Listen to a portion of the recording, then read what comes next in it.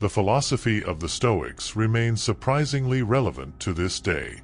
Enjoying the moment, being mindful, grateful, and accepting that which cannot be changed are all important principles of Stoicism that can easily be applied to our modern lives. Even in this day and age, there is a lot we can still learn from Stoicism and the Stoics, and it is no surprise that this philosophy that was once perpetuated across these lands has become the latest ancient philosophy to be resuscitated. In essence, the approach is based on methods of achieving happiness by minimizing negative emotions and maximizing gratitude and awareness. Stoicism is a Hellenistic philosophy based on personal ethics that was dominant for hundreds of years during ancient Greek and Roman times. While it was founded by Zeno of Citium, now Cyprus, in the 3rd century BC, the three most famous and widely studied Stoic philosophers were Epictetus, who was a slave born in what is present-day Pamukkale, politician and playwright Seneca, and Roman emperor and warrior Marcus Aurelius.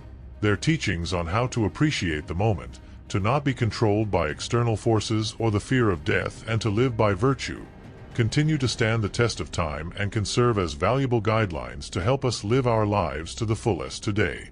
Check out these 10 principles of Stoicism we can apply to improve our lives right now. Number 1. Become good now. Don't behave as if you are destined to live forever. What's fated hangs over you. As long as you live and while you can, become good now. This quote describes, in short, the Stoic way of life. The Stoics believed one should embody their philosophy in practice rather than just explain it, as Aurelius goes on to state, "Waste no more time arguing what a good person should be. Be one." Number 2. Distinguish what is and is not beyond our control. According to Epictetus, the chief task in life is simply this: to identify and separate matters so that I can say clearly to myself which are externals not under my control, and which have to do with the choices I actually control. He goes on to explain that some things are in our control and others not.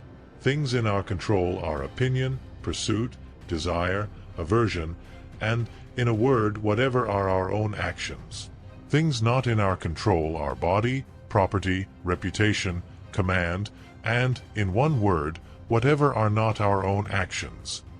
The importance of distinguishing between what is under our control and what is not is integral to the Stoic way of life and is the key to what we all seek in life. For Epictetus, the key to life is as simple as this: happiness and freedom begin with a clear understanding of one principle. Some things are within your control and some things are not. Number 3. Treat every challenge as an opportunity. One of the most important virtues for the Stoics was the ability to acknowledge and accept events that occurred beyond their control and to reroute their emotional mind from perceiving such instances in a negative light, which makes their happiness impenetrable. In those unwanted situations that are beyond our control, the Stoics advise we rise to the challenge by responding and not reacting. The way to do so is to perceive the situation as an opportunity for personal growth. As Marcus Aurelius states, you have power over your mind, not outside events. Realize this, and you will find strength. Number 4. See the bigger picture. Marcus Aurelius would practice what is referred to as taking Plato's view, and was in essence zooming out and looking at life from a universal perspective to realize how very insignificant we all are in the true realm of things. Think of the whole universe of matter and how small your share. Number 5. Appreciate what you have. That said, the Stoics also found it very important to be grateful for all that we do have and to not entertain thoughts of lacking. He is a wise man who does not grieve for the things which he has not, but rejoices for those which he has, stated Epictetus. For a greater understanding, Aurelius advised imagining life without all you are grateful for, by stating, "Do not indulge in dreams of having what you have not, but reckon up the chief of the blessings you do possess, and then thankfully remember how you would crave for them if they were not yours." Number 6. Wealth is in not wanting. Epictetus says it best, explaining that for the Stoics, wealth consists not in having great possessions, but in having few wants. Number 7. It's okay to ask for help.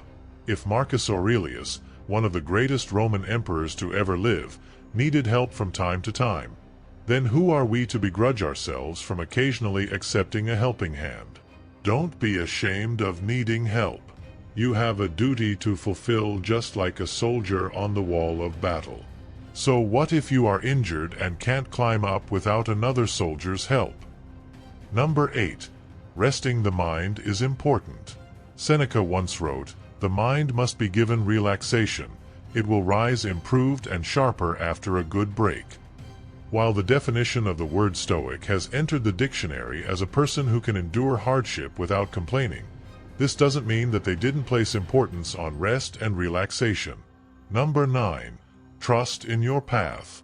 Seneca refers to having peace of mind as euthymia, a concept which he describes as believing in yourself and trusting that you are on the right path, and not being in doubt by following the myriad footpaths of those wandering in every direction.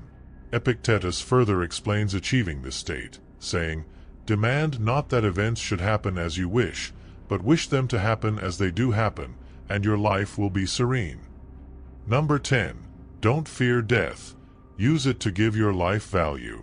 For the Stoics, the inevitability of death was something not to worry about, but instead to meditate upon in a practice referred to as memento mori.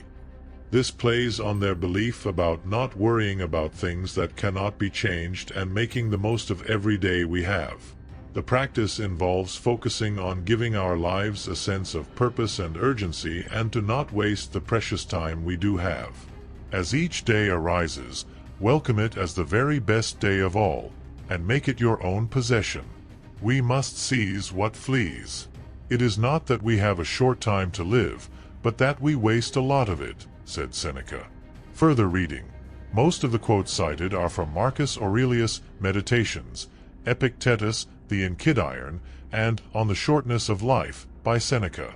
For a deeper understanding of Stoicism philosophy and the lives of the figures who established its framework, prolific best-selling author Ryan Holiday has multiple books on Stoicism, which have been integral to its recent revival as a method of living life to the fullest. If you find this video helpful, please hit the like button, share to your friends, and subscribe for more content. Until next time.